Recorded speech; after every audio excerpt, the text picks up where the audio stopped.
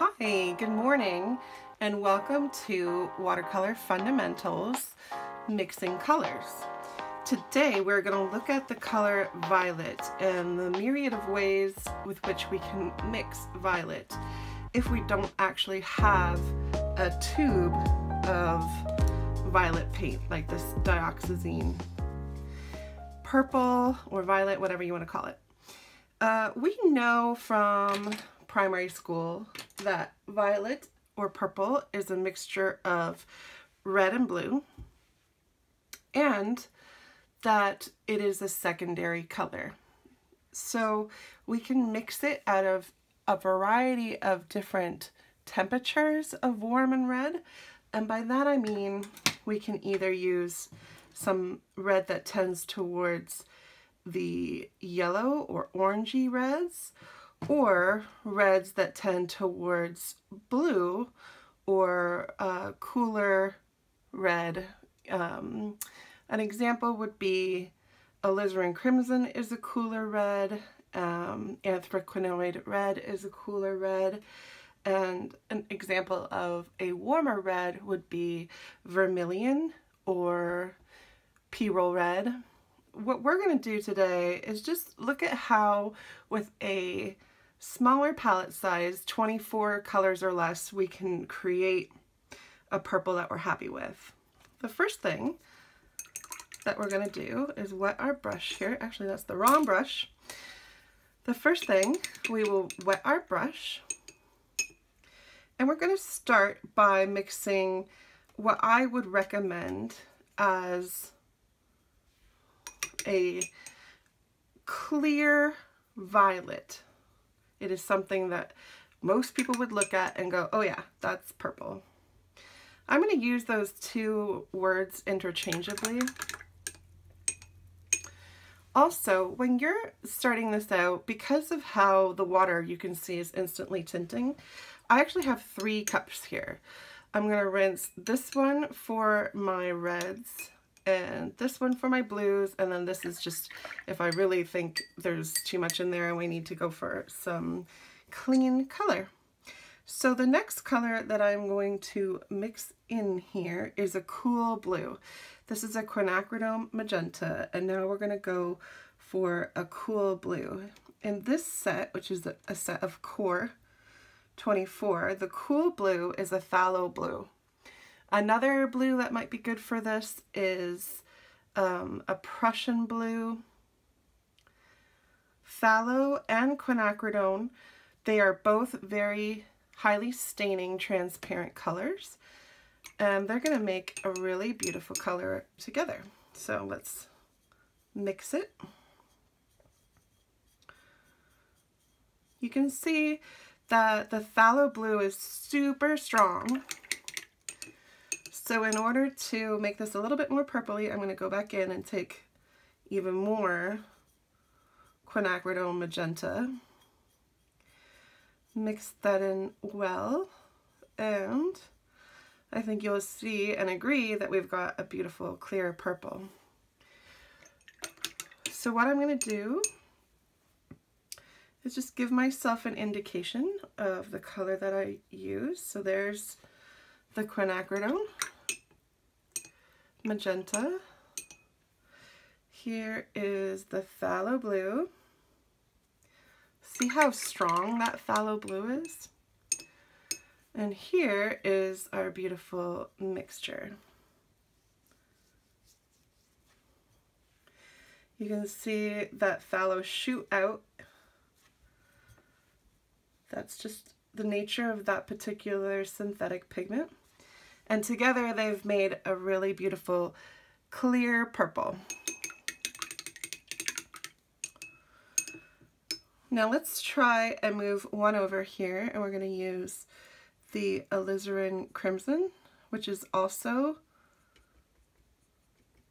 a cool red,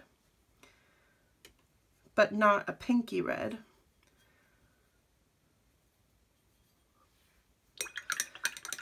And I'm going to go back and use the phthalo blue again. Okay, so once we mix these together, you can see it's a completely different type of violet.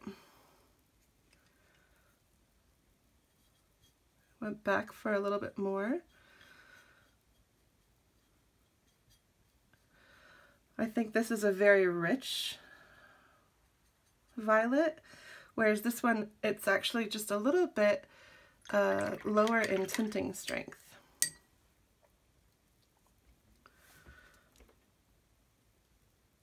So I'm going to indicate there and here. Those were our original colors. I've already messed up, made that purple. C'est la vie. And then I'm going to get a nice amount of this on my brush and lay it down.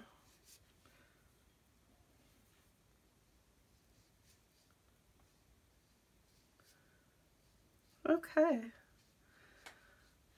So I just want to show you in comparison how it will look if we use a cool red with a warm blue. So the next one we're going to try is a cool red. And so again, I'm using the alizarin crimson.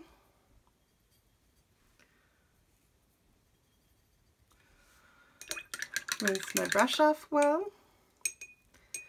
And a warm blue. So this time we're going to tuck in here to the ultramarine blue. Now, can you see the difference between those two blues? I guess this is for purple, blue, pink. That's not how I originally intended it to work, but that is how it's worked. Now we are getting a very different color, alizarin crimson. I just want to make sure I got a nice representation of the two colors, kind of a 50-50 mix. Okay. This to me is almost more like an imperial purple.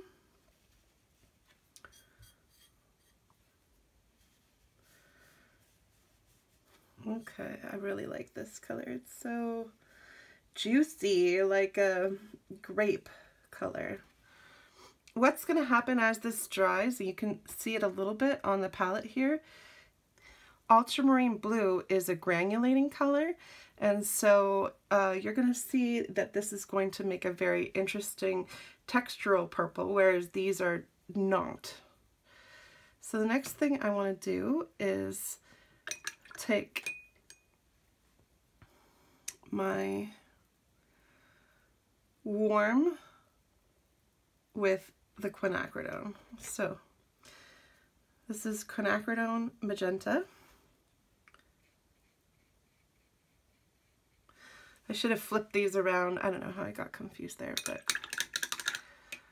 as long as you're following me that this is the same pink that we just used, but now we are going to mix it with ultramarine blue, which is a warm blue. So again, it's a similar color,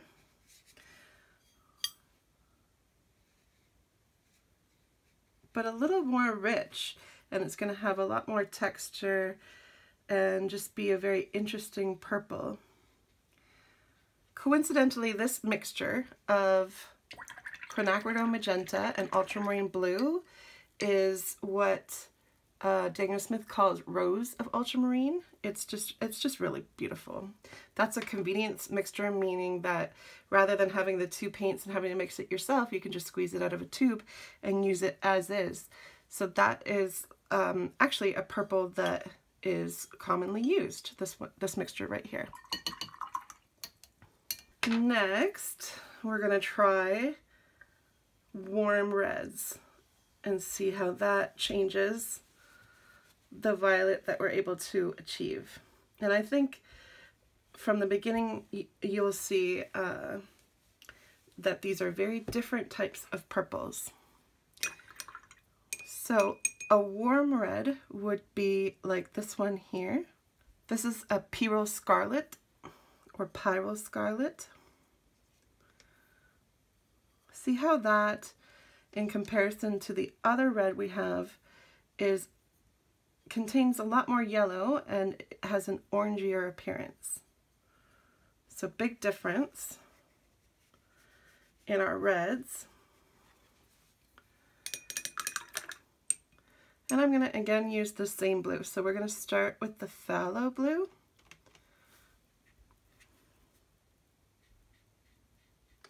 So now we've flipped it around and we've got a warm red and a cool blue. And what do you notice happening? It's kind of muddy. The reason why this is a muddy mixture is because of the color wheel. Let me explain that a little bit better. So because the opposites on the color wheel are green and red, so green and red, okay?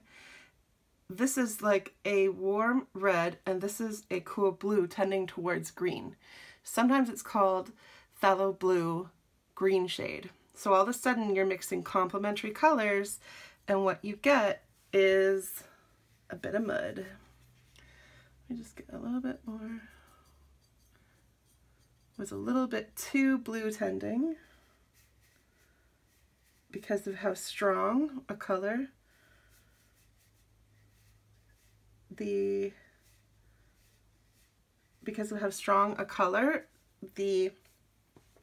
phthalo blue is. So I would call this more of a muted mauve, and I'm sure that it has its place. It is actually quite a beautiful color, but it's not the clear, crisp violet that we typically think of. So let's try that again, and this time we're going to try the Pyrrole red over here. Okay, and we're going to mix the Pyrrole red with our warm blue, which is ultramarine blue.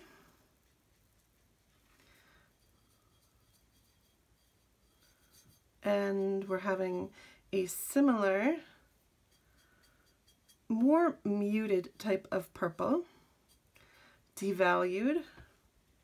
However, because they're both warm, it's not quite as close to the complementary colors, and therefore it is a little bit of a cleaner purple, if you want to put it that way. A little less muddy than this one. Also really, really beautiful color. You'll notice again, see how the ultramarine is literally separating out and, you know, becoming unmixed, and that's a quality of ultramarine blue.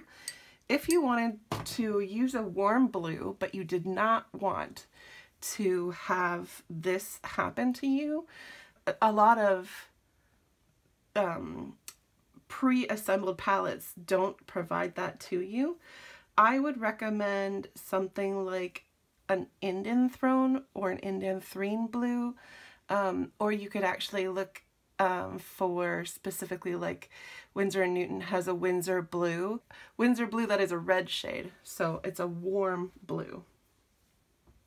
Look how cool that looks now. So have we decided what type of color we like the best here? Now the last thing, and I'm not sure, that's not it on this palette, but I just want to show you a natural red. So in this case, this is my Daniel Smith palette, and it's totally been supplemented with other colors, but what I wanted to show you here was the combination of Indian red This red is made from iron oxidation, iron rusting. Sorry, there's a hair in my paint. So this red is PR101. It's a very beautiful brick red, and it is completely opaque. It is very off the traditional color wheel, and yet I think it's going to make a pretty beautiful mixture. So this is our second warm red. Here's, just make sure you can see it. Okay, so we're gonna mix our Indian red, and I'm gonna have to reach over where you can't see just for consistency's sake, and I'm gonna take, again, this time, the cool blue, which is the phthalo blue, and I'm gonna mix it directly in. Actually, it's hard to see there, so let me move it over here so you have a better view of those colors.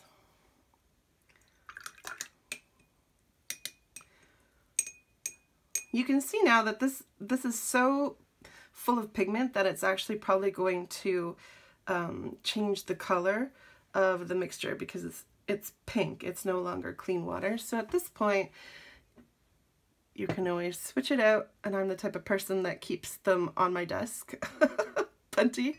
But for me, because we're recording right now, I don't want to have something tall that's casting a shadow.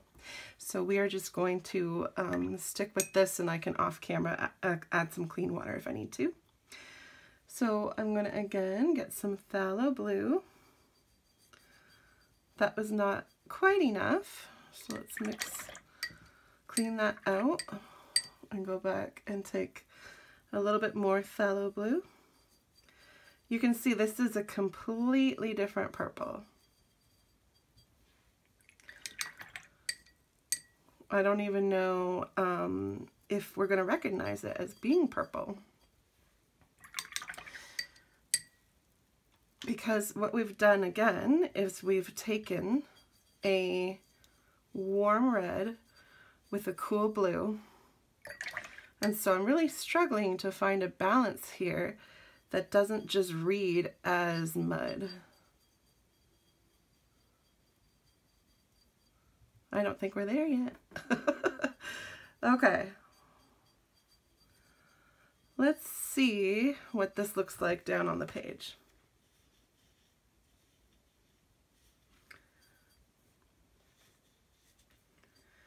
So this is a really hard mixture. It's creating more of what I would call a neutral gray than a violet. I'm just going to add a little bit of water here and clean this out so we have space to mix our last mixture. So this time we're going to take our Indian red,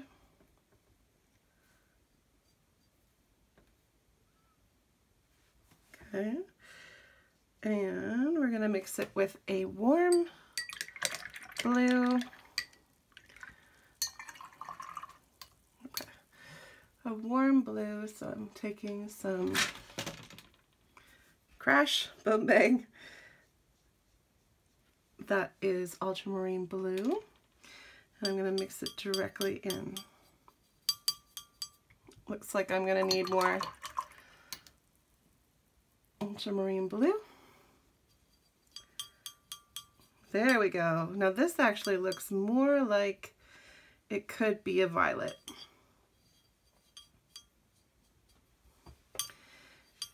In fact, it looks a lot like Indian Throne Blue, which is kind of a, I would say, a dusk-like violet.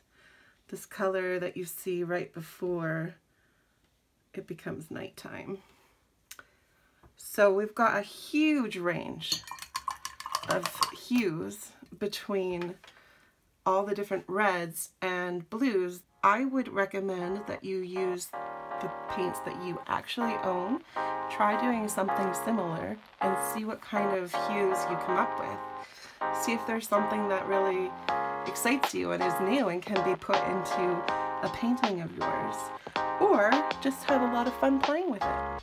I hope you enjoyed this lesson, and I hope it helps you in your future painting.